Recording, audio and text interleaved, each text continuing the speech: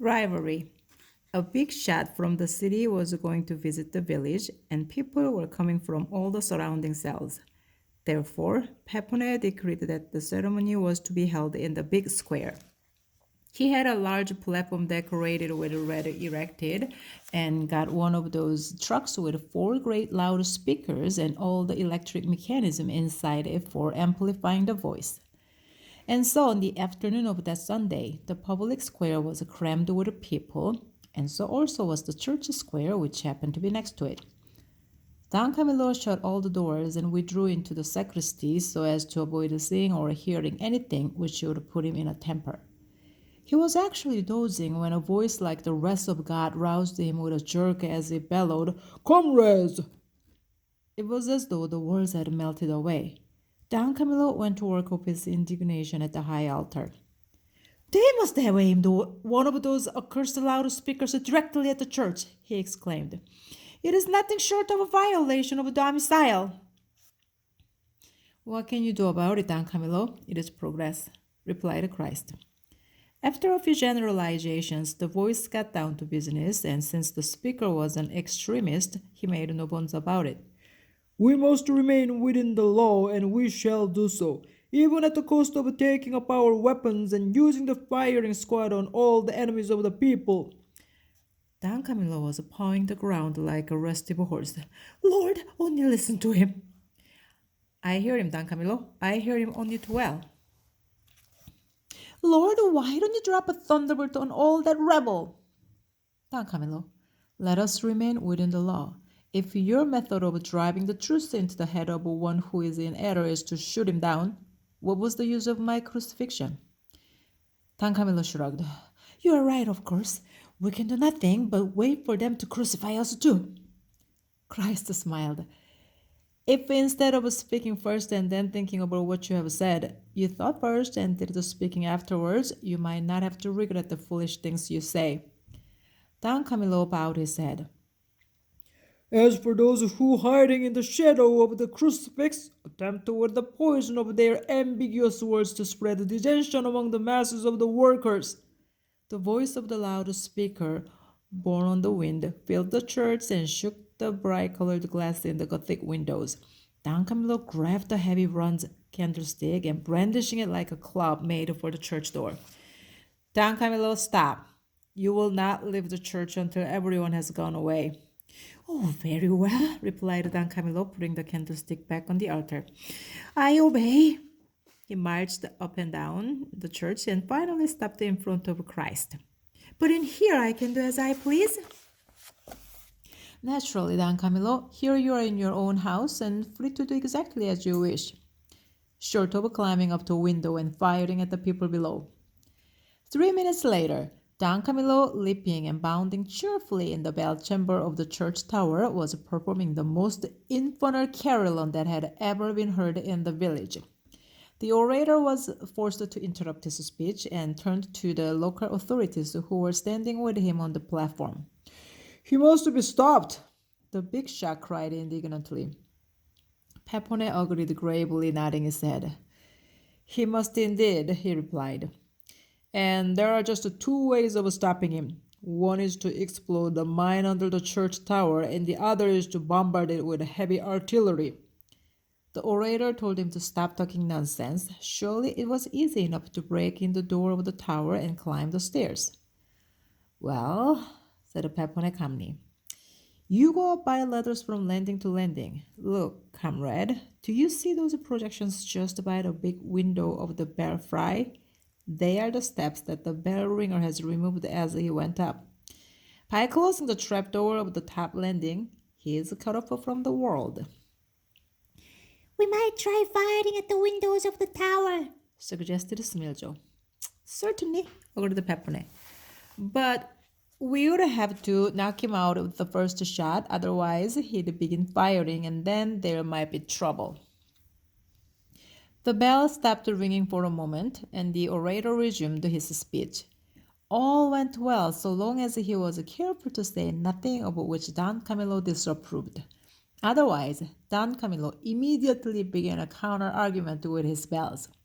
In the end, The speech was merely pathetic and patriotic and was therefore respected by the threatening bells. That evening, Peppone met Don Camillo. Watch out, Don Camillo. This baiting could bring you to a bad end. There is no baiting involved, replied Don Camillo calmly. You blow your trumpets, and we ring our bells. That, comrade, is democracy. If, on the other hand, only one person is allowed to perform, that is a dictatorship. Peppone held his peace, but one morning, Don Camillo got up to find a merry-go-round, a swing, 3 shooting galleries, a Ferris wheel, and an indefinite number of other booths set up within exactly 1 foot of the line that divided the public square from the church square. The owners of the amusement park showed him their permits, duly signed by the mayor, and Don Camillo retired without comment to the rectory. That evening, all hell broke loose in the form of barrel organs, loudspeakers, gunfires, shouting and singing, bells, whistling, screaming, and bellowing. Don Camillo went to protest to Christ. This shows a lack of respect for the house of God. Is there anything that is immoral or scandalous? Asked Christ. No, merry-go-rounds, swings, little motor cars, chiefly children's amusements. Well then, it is simply democracy. But the Sinfoner Din, protested Don Camillo. The Din is a democracy too, provided it remains within the law. Outside the church territory, the mayor is in command, my son. One side of the rectory adjoined the square, and exactly underneath one of its windows, a strange apparatus had been erected. This immediately aroused Don Camillo's curiosity. It was a small column about 3 feet high, topped by a kind of stuffed mushroom covered with leather. Behind it was another column, taller and more slender, which had a large dial with numbers from 1 to 1,000. A blow was struck at the mushroom, and the dial recorded its force. Don Camillo, squinting through the cracks of the shutters, began to enjoy himself. By 11 o'clock in the evening, the highest number recorded was 750, and that stood to the credit of Bedil, the greatest cowman, who had a fist like sacks of potatoes. Then suddenly, Comrade Peppone made his appearance, surrounded by his satellites.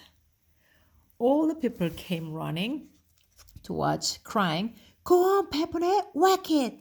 Peppone removed his jacket, rolled up his sleeves, and took his stand opposite the machine, measuring the distance with his clenched fist. There was total silence, and even Don Camillo felt his heart hammering. Peppone's fist sailed through the air and struck the mushroom. 950! Yelled the owner of the machine. I've seen only one other man get that score, and he was a longshoreman in Genoa. The crowd howled enthusiastically. Peppone put on his coat again, raised his head, and looked up at the shuttered window where Don Camillo was hiding. To whom it may concern, he remarked loudly, I might say that a blow that registers 950 is no joke. Everyone looked up at the rectory window and laughed. Don Camillo went to bed with his legs shaking under him. The next evening, he was there again, peeking from behind his window and waiting feverishly for the clock to strike 11. Once again, Peppone arrived with his staff, took up his coat, rolled up his sleeves, and aimed a mighty blow at the mushroom. 951! howled the crowd. And once again they looked up at Don Camillo's window and snickered. Peppone also looked up. To whom it may concern, he remarked loudly, I might say that a blow that registers 951 is no joke. Don Camillo went to bed that night with a temperature. Next day, he went and knelt before Christ. Lord, he sighed, I am being dragged over the precipice. Be strong and resist, Don Camillo. That evening, Don Camillo went to his peephole in the window as though he were on his way to the scaffold. The story of Pepperness feat had spread like wildfire, and the whole countryside had come to see the performance. When Pepone appeared, there was an audible whisper of, "Here he is." Pepone looked up, jeering, took off his coat, raised his fist, and there was silence. 952! Don Camillo, when he saw a million eyes fixed on his window, lost the light of reason and hurled himself out of the room. To whom? Pepone did not have time to finish. Don Camillo already stood before him. The crowd bellowed and then was suddenly silent. Don Camillo drew out his chest, took a firm stance, drew away his head, and crossed himself. Then he raised his formidable fist and struck hard. 1,000! Yelled the crowd. To whom it may concern, I might say that a blow that registers 1,000 is no joke, remarked Don Camillo. Pepone had grown rather pale, and his satellites were glancing at him doubtfully, hesitating between resentment and disappointment. Other bystanders were chuckling delightedly. Pepone looked Don Camillo straight in the eye and took off his coat again. He stepped in front of the machine and raised his fist. Lord, whispered Don Camillo hastily. Pepone's fist sailed through the air. 1,000! bawled the crowd, and Pepone's bodyguard rejoiced. And 1,000 door blows are formidable, observed Smiljo. I think we'll leave it at that. Pepone went triumphantly in one direction, while Don Camillo walked off triumphantly in the other. Lord, said Don Camillo when he knelt before the crucifix, I thank you. I was scared to death. That you wouldn't mark 1,000? Or that you wouldn't make 1,000? No, that the pig-headed fool wouldn't make it too. I would have had it on my conscience. I knew it, and I was lucky that I came to your help, replied Christ, smiling. Moreover, Pepone, as soon as he saw you, nearly died for fear you wouldn't reach 952. Possibly, muttered Don Camillo, who now and then liked to appear skeptical.